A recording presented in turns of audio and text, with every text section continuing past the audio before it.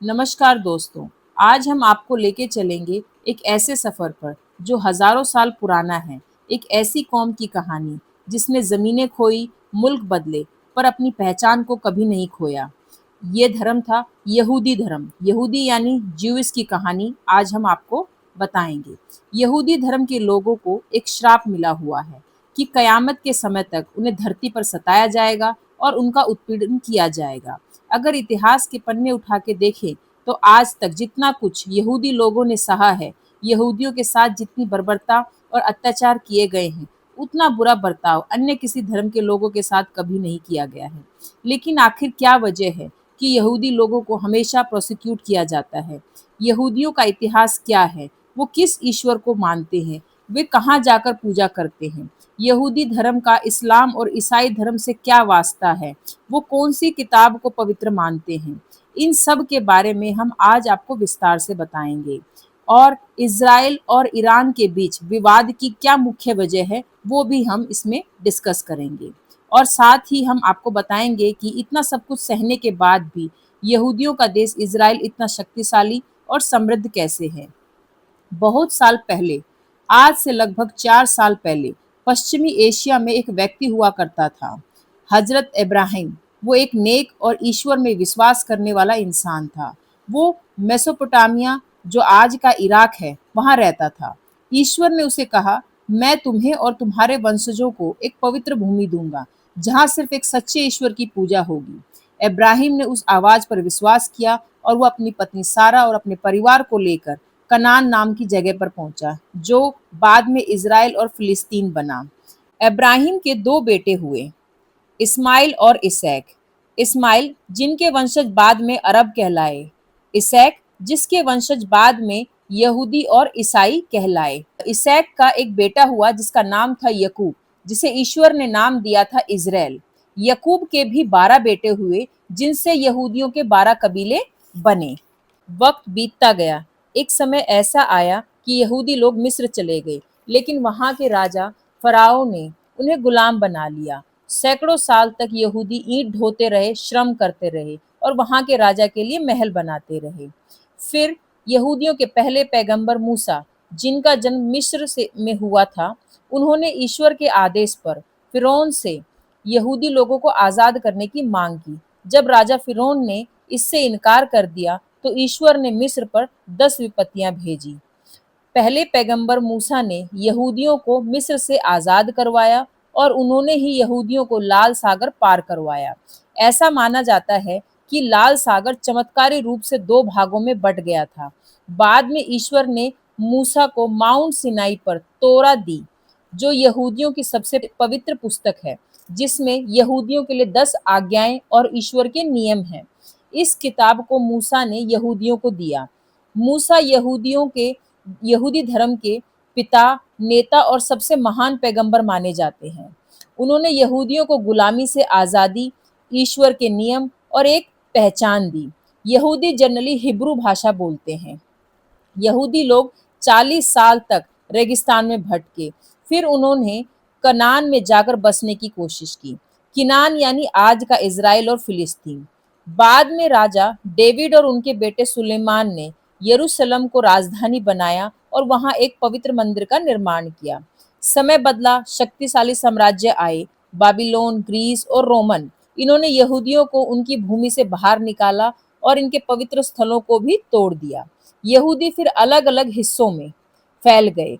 कुछ यहूदी यूरोप चले गए, कुछ एशिया चले गए, कुछ अफ्रीका चले गए। इस तरह के बिखराव को डायस्पोरा कहते हैं।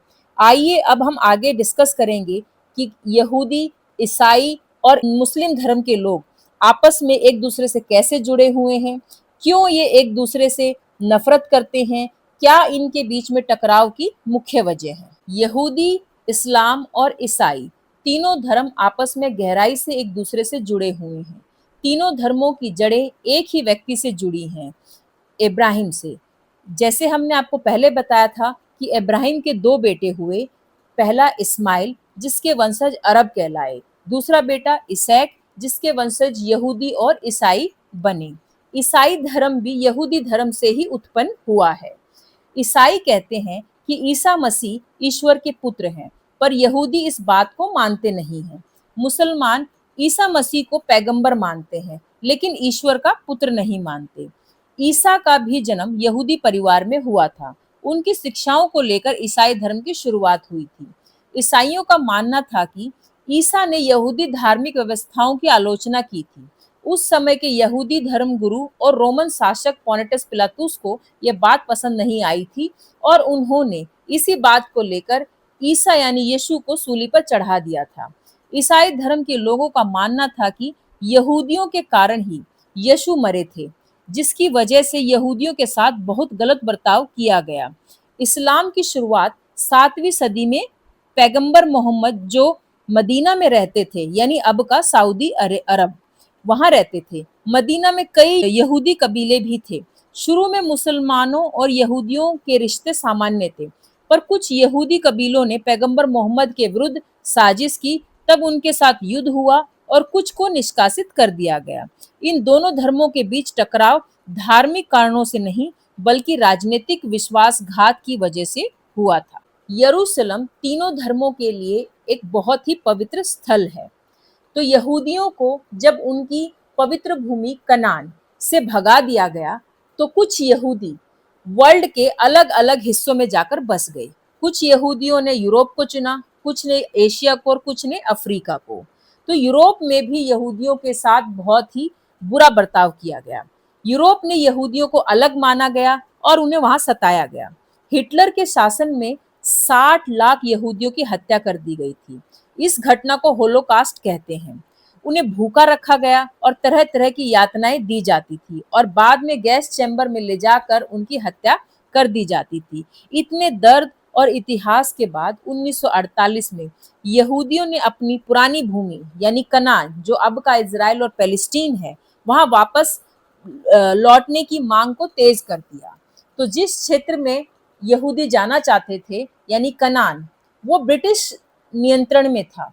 तो यूएन ने 1947 में एक प्रस्ताव पास किया कि यहाँ 2 देश बनाए जाएंगे, एक यहूदी देश यानी इजराइल और दूसरा अरब देश यानी पैलेस्टीन। तो यहूदियों ने इसको स्वीकार कर लिया था, पर अरब देशों ने इसे इनकार कर दिया था। तो 14 मई 1948 को इजराइल एक स्वतंत्र देश बना, लेकिन इसके तुरंत बाद ही अरब देशों ने मिलकर इजराइल पर युद्ध कर दिया, यानी युद्ध मतलब आक्रमण कर दिया, जिससे अरब इजराइल युद्ध शुरू हुआ। वजह थी अरब देशों को यूएन ने जो बंटवारा किया था वो मंजूर नहीं था। अरब देश फिलिस्तीन के समर्थन में थे और किसके चलते? मुस्लिम ब्रदरहुड के चलते। इसका नतीजा इजराइल ने और जमीन जीत ली और फलस्तीन नाम का देश कभी बन ही नहीं पाया।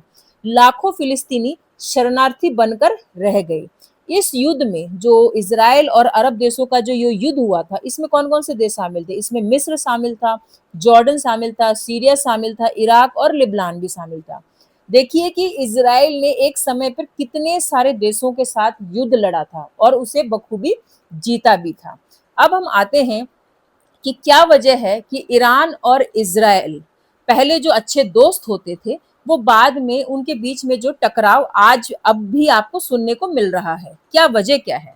तो जैसे हमें पता है कि ईरान भी एक मुस्लिम देश है, लेकिन ईरान एक शिया मुस्लिम देश है। तो पहले 1950 से लेकर 1969 तक ईरान और इजराइल के बीच दोस्ताना संबंध थे। ईरान उस समय पश्चिम देशों के करीब था और इजराइल को मान्यता देता था। पर 1969 में ईरान में इस्लामिक क्रांति हुई। वहां की जो सरकार थी वो गिर गई और आयतुल्ला खेमेनी सत्ता में आए, जो कि एक धर्म गुरु थे। उन्होंने ईरान को इस्लामिक रिपब्लिक घोषित कर दिया। खुमेनी ने इजराइल को अवैध देश कहा और कहा कि इजराइल ने फिलिस्तीन की जमीन छीन ली है और उन्होंने इजराइल को खत्म करने का ऐलान किया। ईरान फिलिस्तीन के मुसलमानों को समर्थन देता है। ईरान न्यूक्लियर बम बनाना चाहता है और इजराइल को डर है कि अगर ईरान के पास परमाणु बम आ गया तो वह इजराइल को मिटा सकता है। तो इजराइल ने कई बार ईरान के न्यूक्लियर ठिकानों पर साइबर और हवाई हमले कर चुका है। ईरान सीरिया की सरकार को और हिजबुल्लाह, जो कि आतंकी संगठन है लेबनान में, उसको समर्थन देता है और ये संगठन इजराइल से लड़ते हैं।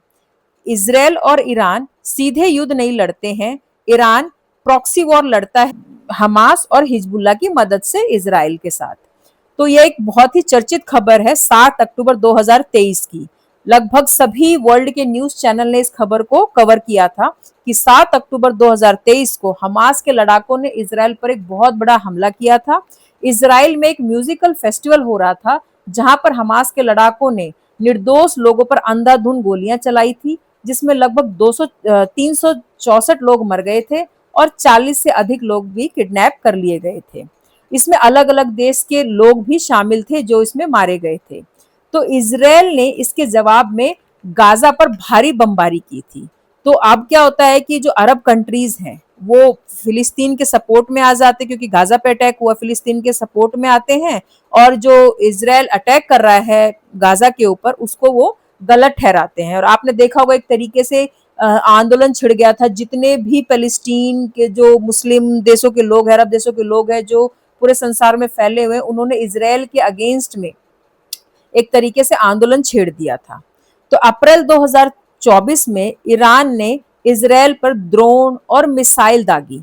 इसके बाद इज़राइल ने भी जवाबी हमला किया। आपने देखा है कि जब इज़राइल ने गाज़ा पर हमला किया था, तो ईरान ने प्रॉक्सी वॉर की। कैसे की थी? उन्होंने हमास को रॉकेट और मिसाइलें दी थी, हिजबुल्लाह को भी दी थी, और यहाँ तक कि हूती विद्रोहियों ने भी एक तरीके से ईरान का सपोर्ट किया था। इज़राइल की स्पाई एजेंसी, जिसका नाम है मोसाद, जो वर्ल्ड की सेकंड रैंकिंग होल्ड करती है, इसका पहला नंबर है सीआईए का, सेकंड नंबर मोसाद का है। तो उसका जो नेटवर्क है ईरान में बहुत ही मजबूत है। तो उन्होंने 17 सितंबर 2024 को पेजर अटैक किया था, और जिसमें हिजबुल्लाह के बहुत सारे आतंकी मारे गए थे। अभी करंट सिचुएशन ये है कि इज़राइल ने 13 जून 2025 की सुबह को ईरान पर हवाई हमले शुरू किए हैं, और ईरान के कई न्यूक्लियर ठिकानों को उन्होंने निशाना बनाया है। इसमें जो इस्फान न्यूक्लियर प्लांट है, उसको बहुत बुरा डैमेज हुआ है, और एक उसका जो दूसरा न्यूक्लियर फैसिलिटी है, वो है फोर्दो में, उसको कम नुकसान हो, क्योंकि वो जमीन के अंदर है।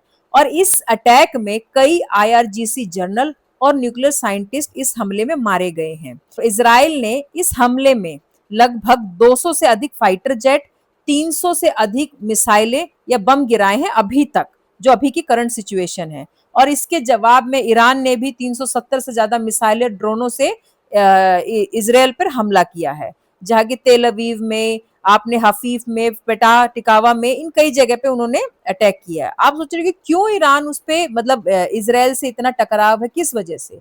ईरान मुस्लिम कंट्रीज का बिग ब्रदर बनना चाहता है, वो इनका एकमात्र मसीहा बनना चाहता है। अब इस युद्ध में एक तरीके से अमेरिका भी शामिल हो गया है। ईरान के ऊपर पहले से ही बहुत सारे आर्थिक प्रतिबंध लगे हुए हैं। अमेरिका नहीं चाहता कि ईरान किसी भी तरह का परमाणु बम बनाए। वो चाहता है कि ईरान अमेरिका से डील कर ले, ताकि वो किसी भी तरह का परमाणु बम ना बनाए, और जिससे कि एवज में अमेरिका उसके ऊपर लगे हुए प्रतिबंधों को हटा लेगा। तो अमेरिका और इजराइल दोनों ही नहीं चाहते हैं कि ईरान किसी भी तरह का परमाणु बम बनाए, और ईरान के ऊपर बहुत सारा प्रेशर था अमेरिका की तरफ से कि वह ये डील साइन कर ले, और वह जो इसका जो सपना है न्यूक्लियर बम बनाने का, वह उसे छोड़ दे। पर वो कहते हैं ना कि जो इज़राइल है, अमेरिका का एक तरीके से क्या है, एक डॉग है। कैसे? वो डॉग है, अमेरिका जिसे कहता है कि जब मैं बोलूँ तू भौंके, और जब मैं बोलूँ तू काटे।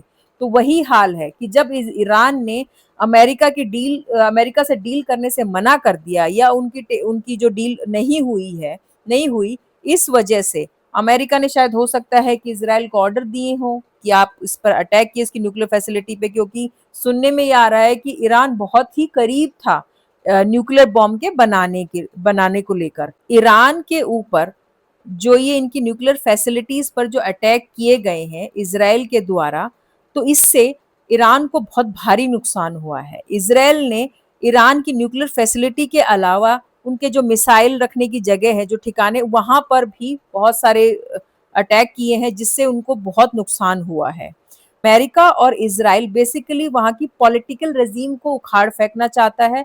वो चाहते हैं कि वहाँ की आम जनता खेमेनी के विरुद्ध हो जाए, और वो उनके अगेंस्ट चले जाएं।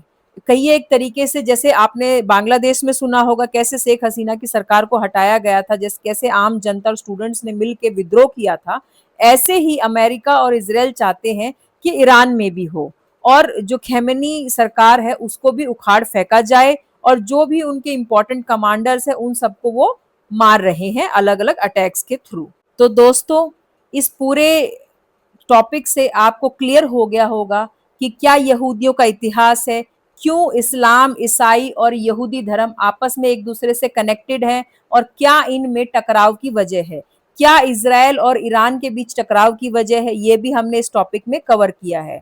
तो दोस्तों, अगर आपको हमारी ये बातें अच्छी लगी हो तो आप हमारे चैनल को लाइक और सब्सक्राइब करना ना भूलें। Thank you.